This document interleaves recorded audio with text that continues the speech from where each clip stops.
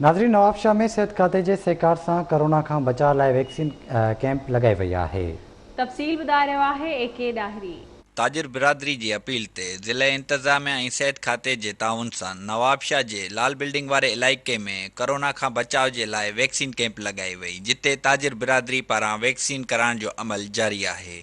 उन मौके ते असिस्टेंट कमिश्नर नवाबशाह अब्दुल कदीर गुजर, ADHO डॉक्टर असदुल्ला ॾाहिरी, ताजिर अगवान कामरान कुरैशी आवाज़ TV से ॻाल्हाईंदे चयो त 2 बड़े वैक्सीनेशन सेंटर्स है, बाकी इस तरह की डिफरेंट वैक्सीनेशन सेंटर्स आपको नजर आएंगे आने वाले हफ्ते में कि हम लोग जहाँ जहाँ बड़ी मार्केट्स हैं उनको कवर करने के लिए हम छोटे छोटे वैक्सीनेशन सेंटर्स लगा। जो रूमर्स हैं उनको साइड पे करके वैक्सीनेशन कराएं। मैं करा चुका हूँ, बाकी इंतजामिया करा चुकी है, डॉक्टर्स हजरात करा चुके हैं।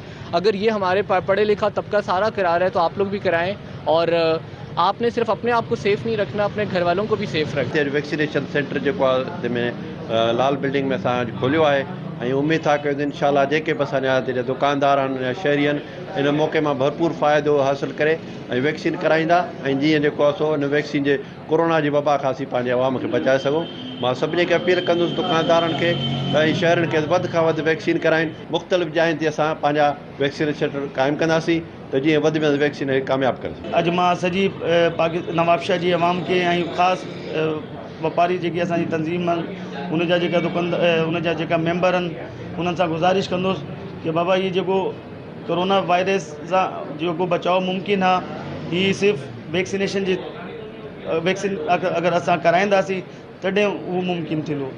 हुन जे अगरि वैक्सीन असां न कराईंदासीं तो चीफ मिनिस्टर उन इख्तियार ॾिनो आहे डिप्टी कमिश्नर शहीद बेनज़ीराबाद के अगर पॉजिटिव केसनि जी रेशियो अगर वधे तो डिप्टी कमिश्नर के इख्तियार है वो पंहिंजे ज़िले में लॉकडाउन करे सके तो। ज़िले इंतजामिया कोरोना वायरस के बचाव के लिए शहरन के कैंपूं हणाए ॾेई रही है त जीअं वधि मां वधि वैक्सीन कराए पंहिंजो ऐं पंहिंजी फैमिली के कोरोना जहिड़े वायरस खां बचाए सघनि। कैमरामैन फरमानुल्लाह सां गॾु AK ॾाहिरी, आवाज़ TV न्यूज़, नवाबशाह।